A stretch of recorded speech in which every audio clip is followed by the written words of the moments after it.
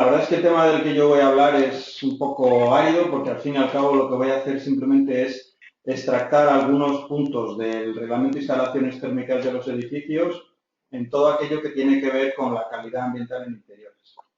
Hay toda una serie de dudas que a veces se plantean sobre los requisitos reglamentarios asociados al RITE y en cuanto a todo aquello que tiene que ver con la calidad ambiental en interiores. Y bueno, lo único que he pretendido, como decía, era pues hacer un extracto, un resumen de algunos de los artículos. La modalidad de la presentación es en forma de preguntas, de algunas preguntas simuladas, digamos, de las típicas dudas que se plantean y establezco una serie de respuestas que, como los temas normativos son muy delicados, lo que he hecho ha sido simplemente, y por eso esta transparencia que ven ahora en pantalla, lo único que he hecho ha sido recoger datos de este documento, de comentarios del Reglamento de Instalaciones Térmicas de la Edificación, que es un documento oficial del IDAE y que, por lo tanto, pues puede entender que no son comentarios gratuitos, sino basados en un organismo oficial. La primera pregunta, que bueno, luego también mi compañera hablará y ampliará un poco, es la típica, ¿no? Que se nos hace. ¿El RITE es aplicable a los edificios existentes? Bueno, en este documento que hacía referencia, en el artículo, hay un apartado sobre el artículo 2, ámbito de aplicación, y en el último párrafo lo dice así de claro, dice el RITE será de aplicación también a las instalaciones térmicas existentes en cuanto se refiere a su mantenimiento, uso e inspección. El redactado del RITE no está tan claro.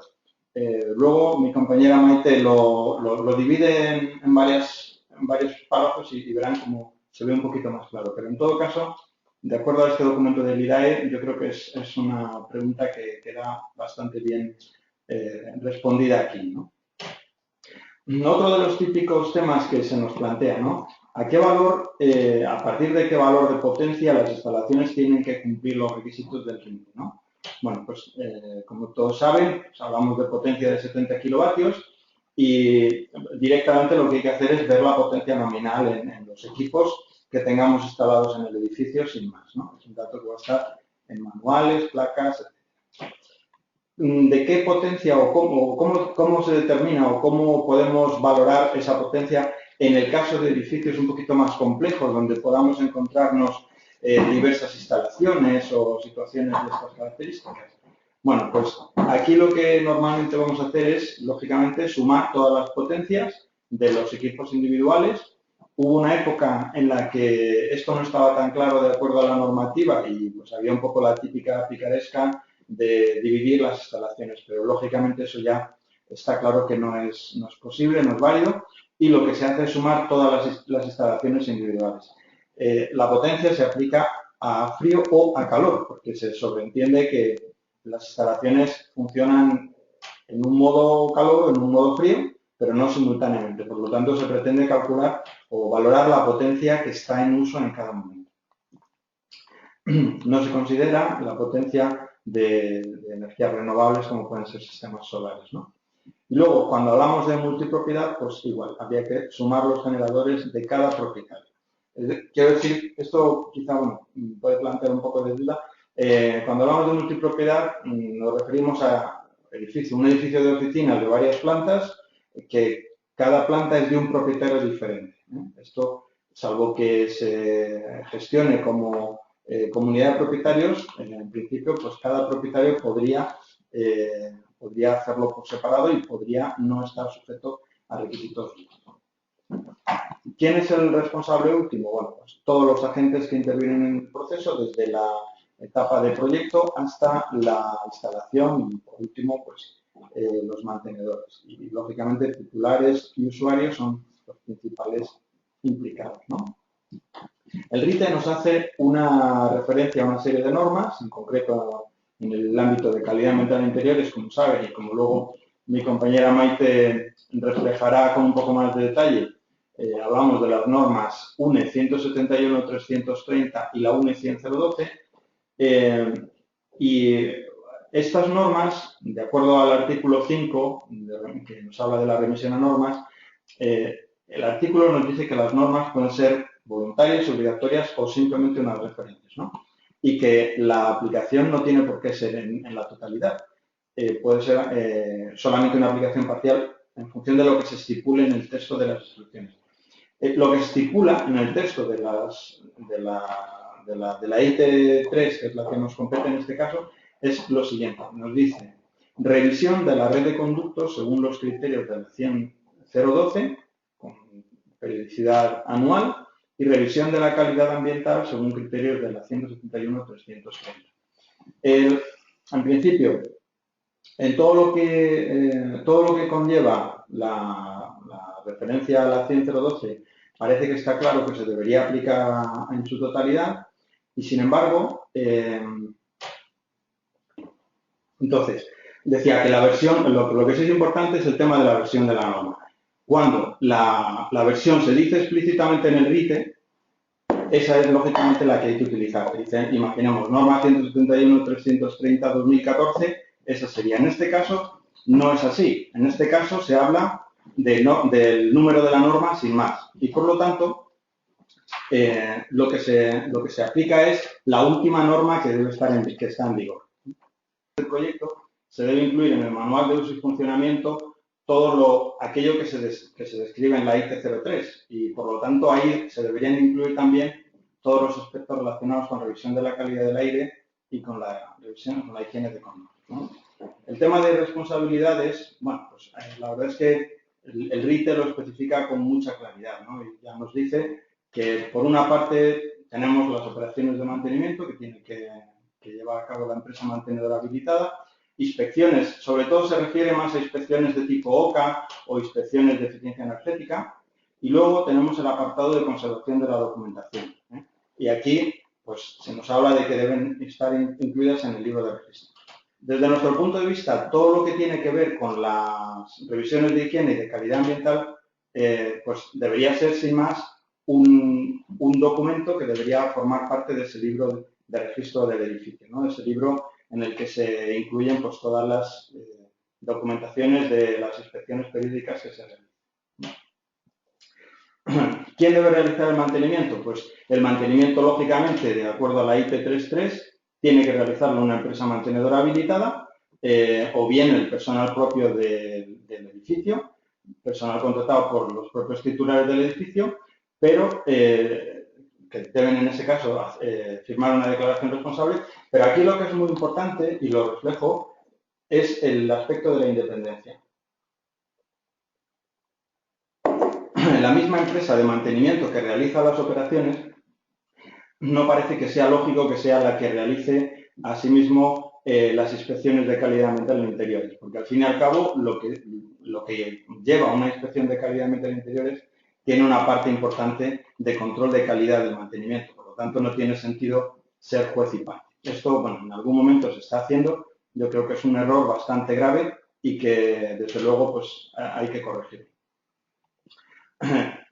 En alguna ocasión también se nos pregunta si es necesario presentar los informes de revisión de la calidad de interiores a la autoridad competente. O sea, si obligatoriamente, una vez que el titular ha recibido un informe de inspección de calidad de aire, si lo tiene necesariamente que remitir a la autoridad, como ocurre, por ejemplo, con las revisiones de OCA de ascensores o eléctricas, etcétera.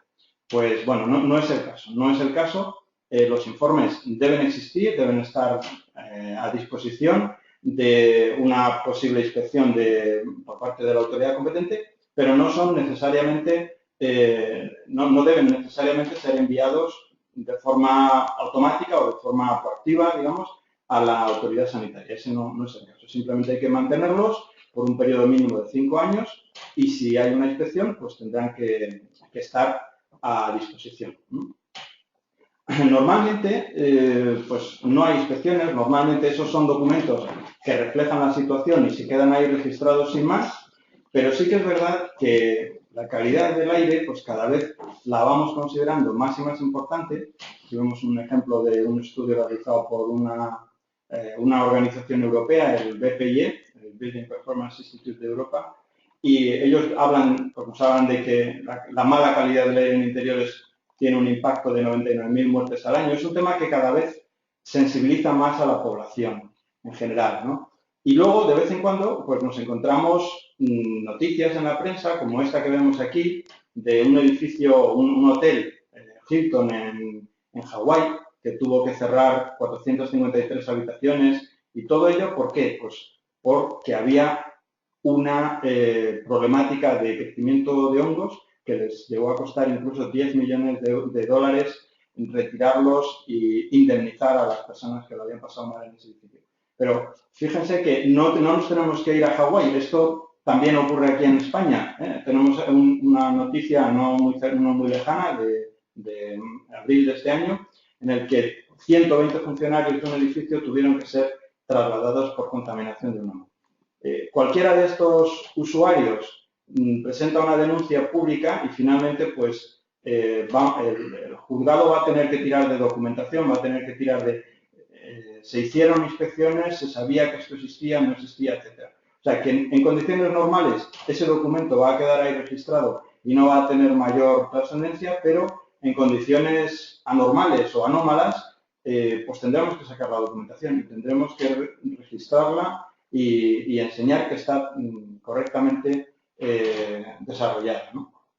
Tenemos más ejemplos de un síndrome del edificio enfermo, por ejemplo, en un edificio en Canadá. Tenemos también alguno aquí en España, en la trabajadores de sanidad que denuncian haber enfermado en un centro de salud. Esto está a la orden del día, digamos, ¿no? La Ciudad de la Justicia bajo el síndrome del edificio enfermo en Málaga. O a veces nos encontramos situaciones relacionadas con calidad ambiental en interiores, aunque a lo mejor no tan directamente. Aquí vemos el ejemplo de una instalación en la que los perfiles estaban recubiertos con amianto, ese amianto se haría en suspensión y a través del plenum, que es este falso techo, se recirculaban y se distribuían por todo el edificio. Bueno, pues son problemas que pueden contraer o conllevar una responsabilidad muy importante, ¿no? Y sobre todo si no se conoce, ¿no? Temas de amianto en edificios de la televisión española, u otros que no están directamente relacionados con calidad ambiental o que son cosas un poco más raras, pero que tienen una incidencia, como el ejemplo de casos de lipotrofia semicircular que ha habido en muchos edificios por toda España. Aquí tenemos otro ejemplo en la sede de Caprabó, o problemas de contaminación por compuestos volátiles orgánicos, como un ejemplo que tenemos aquí, que hizo demoler, literalmente demoler toda la planta superior de este edificio, porque había una contaminación por naftaleno que procedía del impermeabilizado. En fin, podemos encontrarnos muchos casos variados. Tenemos un edificio de la Tesorería de la Seguridad Social también que tuvo que cerrar una de sus sedes. Bueno, todos estos son casos que en ocasiones acaban por generar situaciones de tipo judicial y que, lógicamente, ahí pues, el juzgado o el juez va a tirar de responsabilidad de los responsables de las instalaciones, responsables de mantenimiento, etc. Y uno de los documentos muy importantes es el certificado de mantenimiento. Ese certificado es un documento que tiene un formato ya preestablecido, que lo dictaminan las comunidades autónomas y lo debe firmar el responsable, el mantenedor habilitado o el director de mantenimiento. Cuando esa persona estampa su firma en ese documento, está diciendo, está dando fe de que se han realizado todas las operaciones que especifica la IP3. Más de una ocasión nos hemos encontrado que ese documento está firmado y, sin embargo, pues, hombre, en concreto lo que a nosotros nos compete, ¿no? Es pues, el verificar que las revisiones de CAI o de higiene se habían hecho, no estaban.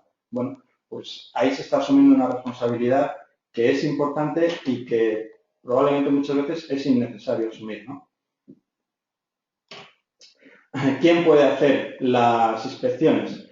Bueno, pues en principio todo lo que tiene que ver con mantenimiento lo debe realizar una empresa con autorización especial para el mantenimiento, pero todo lo que tiene que ver con calidad de aire en interiores, si leemos la norma 171-330, debe ser realizada y firmada por un técnico superior de CAI que esté acreditado por alguna entidad de reconocido prestigio. En España la más frecuente es FEDECAI y en principio pues deberíamos esperar que los documentos que se firman los firme alguien con esa formación, esa titulación.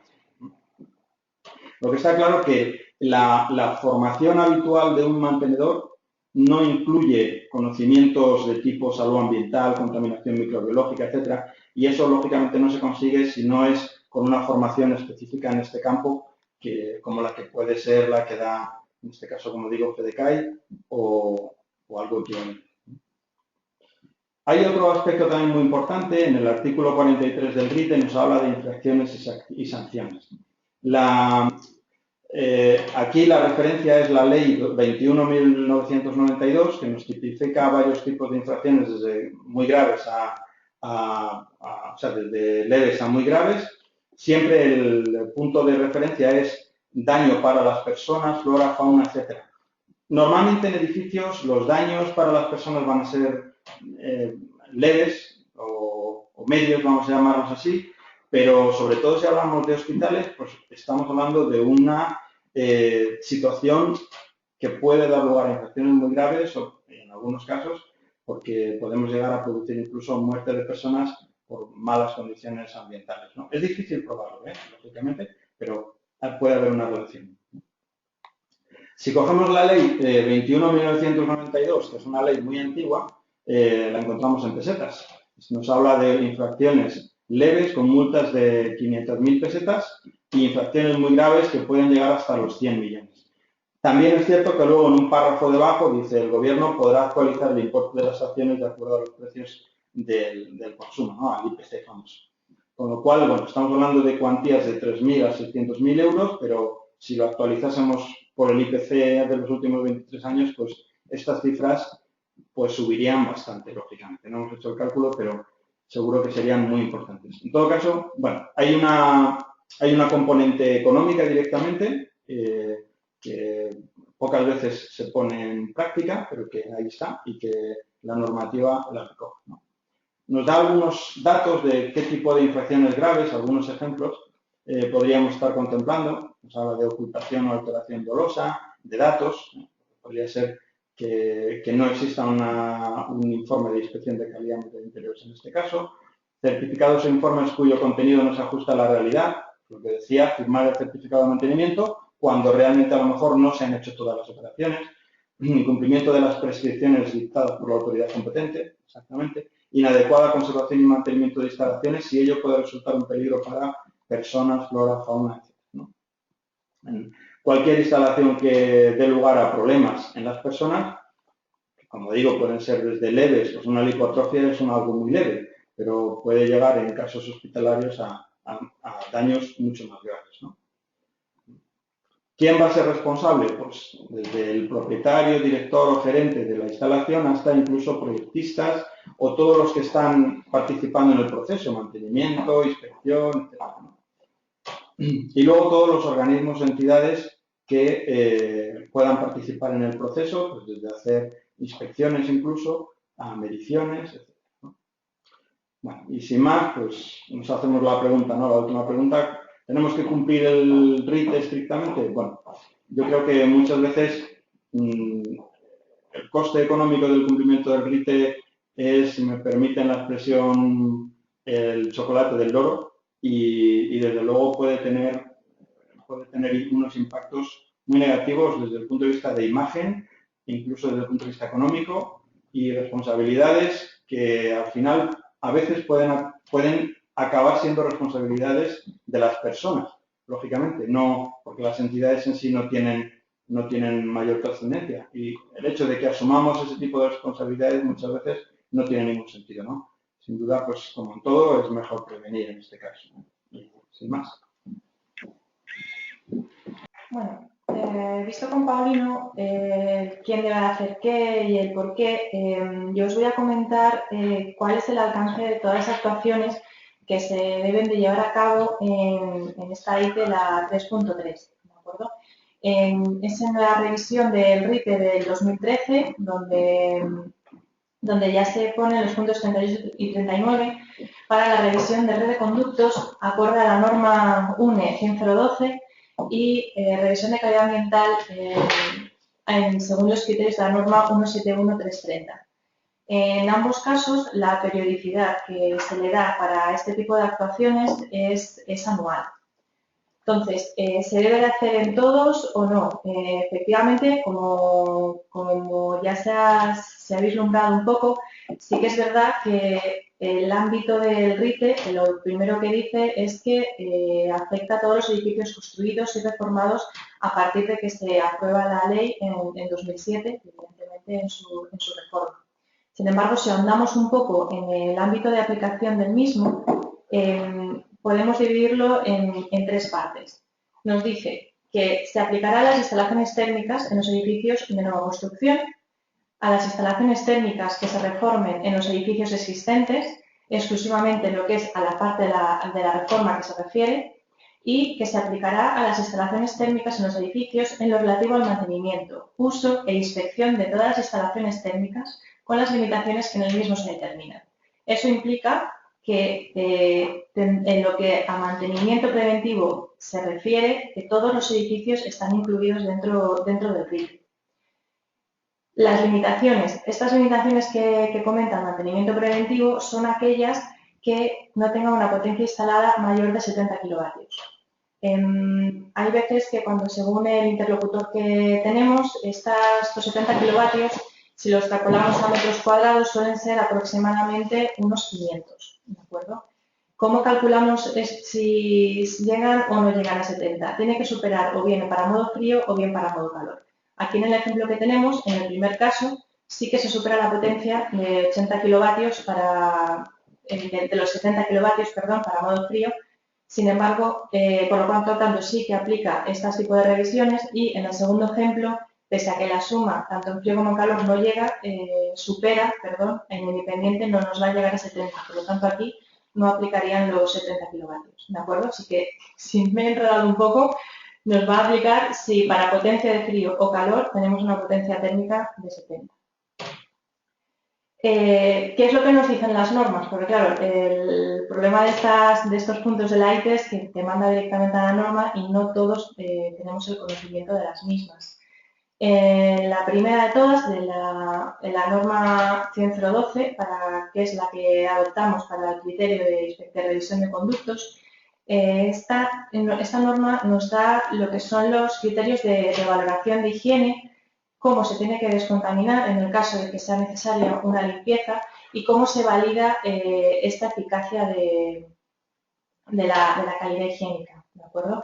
¿Qué es lo que nos hace inspeccionar? Pues nos dice que tenemos que ver las unidades de tratamiento de aire y los climatizadores, además en todas sus partes.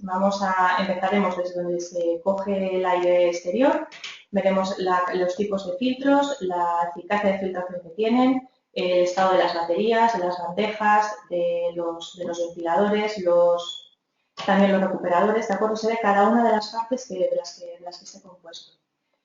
Y luego veremos la red de conductos de impulsión que esté asociada a estos sistemas y en una cantidad significativa.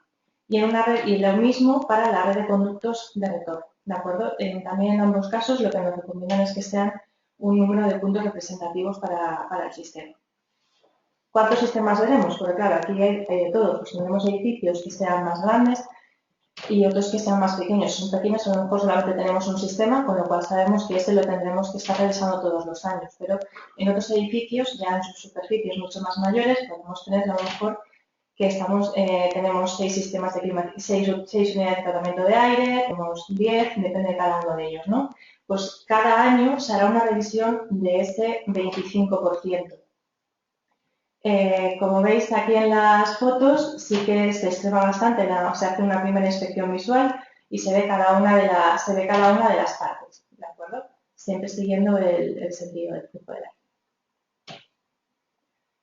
Y llegados a los conductos, pues de ese 25% de UTAs que vayamos a ver, pues 1, 2, 4, veremos su conducto de impulsión y de retorno asociado. Esta siempre es la parte más crítica de toda revisión, porque los conductos primero hay que saber por dónde van y luego de qué material son. Cuando tenemos conductos de Quimabel Plus de doble capa, es sencillo, lo mismo si es fibra descubierta, se complica un poco más cuando tenemos conductos de chapa. ¿Por qué? Pues porque no siempre tenemos registros. Entonces, como podemos ver en las fotos, pues sí que es necesaria que se hagan estos registros antes de que nosotros vayamos a hacer la revisión. ¿De acuerdo? Como veis, sin embargo, luego tampoco necesitamos unos accesos muy amplios. Entonces, aparte de esta inspección visual, ¿qué es lo que se hace, ¿no? Pues en la unidad de tratamiento de aire, aparte de todas las fases, vamos a hacer un muestreo de microbiología en superficie. Y la norma ya nos dará el valor límite superior para el crecimiento de hongos o bacterias que puede haber en esta placa. Y en los conductos de impulsión o retorno se hace, además de este muestreo de microbiología en superficie, se hacen unos test de gravimetría por adherencia y aspiración. La función de estos dos test es decirnos la cantidad de polvo que hay acumulado en el conducto y qué tipo de polvo es. Si es polvo que está muy adherido, si es polvo que está muy suelto, porque si en el momento que tengamos una cantidad significativa y que la norma ya nos marque que es necesaria la limpieza, estos datos sí les son de valor a otro tipo de empresas que se dedican a llevar a cabo esta serie de acciones. Terminada esta, vamos al siguiente ítem, que es el que nos comentaban, que es el que nos dice RITE, que es revisión de calidad ambiental. Esto ya lo llevamos a cabo en el interior de las oficinas, a la altura más o menos de los puestos de trabajo. Aquí al principio, cuando salió el RITE, hubieron bastantes preguntas, porque la norma 171330 de calidad ambiental en interior está compuesta de tres partes. Una parte primera, la parte 1, que es de diagnóstico de calidad ambiental, la parte 2, que es del procedimiento de inspección, y la parte 3, que es un sistema de gestión. RITE a lo que hace referencia es exclusivamente a la parte 2, que es el procedimiento de inspección. O sea, nos dice cómo tenemos que hacer en ese edificio el estudio de calidad ambiental.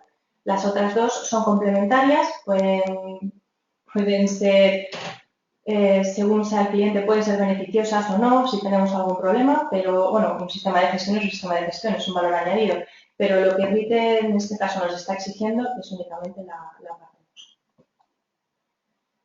¿Qué es lo que busca esta parte 2? Lo que busca es unificar, que todo el mundo sepa cómo se tiene que hacer y en base a qué es lo que se tiene que medir. Esta inspección pues tiene implicaciones, ¿no? En lo que es la prevención de riesgos ambientales para la salud y para la salud pública en edificios e instalaciones urbanas. Vamos a llevarla a cabo sobre todo pues, en edificios de oficinas, en hoteles, en centros comerciales. Para el sector hospitalario ya no se trabaja con esta norma, sino que se trabaja con la norma UNE 171340.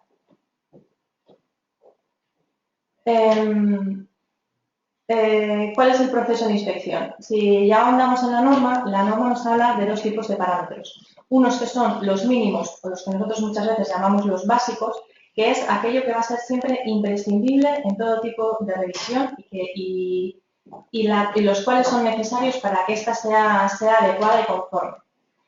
Y los siguientes son los otros tipos de parámetros, son los complementarios. Estos no son obligatorios, estos pueden ser recomendados por el técnico superior que vaya a ver edificio. ¿Cuándo pueden ser recomendados? Pues tenemos un edificio, en una de las plantas tenemos un servicio de reprografía medianamente grande. Normalmente allí las impresoras pueden generar pues, una concentración de ozono que sea importante y a lo mejor el técnico ha visto que no está muy bien ventilada. Pues bueno, eso se puede hablar con el cliente y recomendarle, ya os digo, recomendar, que no obligar a que haga su medición de ozono. O el cliente, aprovechando esta revisión anual de RITE, quiere aprovechar que nosotros vamos a ir y decir, mira, he hecho una obra, huele mucho, quiero medir según qué valores para asegurarme de que está todo en orden. Bueno, pues estos serían ya parámetros complementarios. Ya os digo, es un añadido a cualquier tipo de inspección que se pueda hacer. Los parámetros mínimos. El primero que nos marca es la valoración higiénica de los sistemas de climatización. Esto es exactamente lo que acabamos de ver. Esta norma lo que hace es que a veces nos engloba un criterio de valoraciones de distintas normas. Entonces, la norma 10012 nos da los criterios de higiene del sistema y la 171 lo integra porque efectivamente las unidades de tratamiento de aire y los climatizadores afectan directamente a la calidad ambiental en el interior. Otros factores que se miden son el dióxido de carbono, el monóxido de carbono, partículas por conteo y por peso, temperatura, la humedad relativa y la microbiología en suspensión, o sea, lo que está respirando el trabajador. Y aquí tenemos todo un listado de parámetros complementarios con los que podemos mejorar o con los que podemos complementar esta revisión que en teoría debemos hacer todos los años, ¿no? Pues temas de iluminación ambiental, ruido, campo electromagnético, campo eléctrico. Esto se mide mucho pues, si ha habido algún tipo de problemas de hipertrofia, estos dos campos, con la electricidad estática, el formaldehído, el ozono, compuestos orgánicos volátiles, fibras en suspensión, si hay sospechas de que tenemos materiales de amianto en las oficinas, óxidos de nitrógeno, si estamos en una zona que tenga un foco de contaminación grande, dióxidos de azufre, gas para oficinas que a veces pues, aún tenemos algunas oficinas, sobre todo en sótanos, ¿de acuerdo? Pues asegurarnos de que haya ausencia del gas o que es muy reducido. El número de puntos de muestreo. Ya sabemos lo que tenemos que medir, los básicos y los complementarios, los básicos por lo menos. Ahora la norma lo que nos dice es cómo se calcula este número de puntos para que sea representativo en todo el edificio. Pues lo que nos da una fórmula que es 0,15 por raíz de la superficie. Lo que nos permite esta fórmula es que para un edificio pequeño se va a hacer un número de puntos adecuado a la superficie, pero conforme mayor sea el edificio no crecen los puntos de una manera exponencial, sino que al final se van limitando. ¿De acuerdo? Es más bien se acerca a la parábola. De modo que el número de puntos sigue siendo representativo, pero nunca va a llegar a ser desmedido. La superficie que nosotros estamos usando para calcular este número de puntos es la superficie útil. Muchas veces nos venía superficie construida, nos venían los parkings, nos venían salas técnicas. En estos casos, si el cliente quiere, sí se puede llevar un control, pero se suele sacar fuera del informe, ¿de acuerdo? Porque al final los criterios que tenemos de valoración no van a servir a estas áreas. Los criterios de conformidad. Los criterios de conformidad se dan al conjunto de las mediciones realizadas. Hemos visto los sistemas de climatización, hemos visto la temperatura, la humedad, el dióxido de carbono, la microbiología. Al final se ve un cómputo de todo, ¿no? Lo que sí que nos pide la norma es que de cada uno de los parámetros analizados, al menos el 75% estén siempre dentro de los criterios de valoración que nos proporcionan. Si todo ello está bien, pues al edificio se le da una declaración de conformidad y dice que está acorde tanto a la norma 10012 como a la 171.340. 370, perdón. Gracias por el apoyo. Y como control de calidad, esto es algo que Paulino nos ha ahondado más, así que no voy a insistiros mucho. Lo que se pide es que, dado que esto es una revisión, es que las pide el RITE te dice que tienes que trabajar con empresas que estén certificadas como empresa mantenedora. Los sistemas de calidad, los sistemas de la 171.330, sí que te dice que los informes deben de estar firmados mínimo por un técnico superior en calidad ambiental en interior. Puede estar realizado por un técnico medio, pero siempre tiene que estar realizado por un técnico superior. Y evidentemente tienen que tener los medios técnicos necesarios, o sea, se tiene que trabajar con unos equipos concretos, con una serie de calibraciones y unos rangos y evidentemente que se pueda demostrar una experiencia para realizar este tipo de trabajos. Y sin más, muchas gracias por atendernos y de nuevo disculpas por los problemas que hay.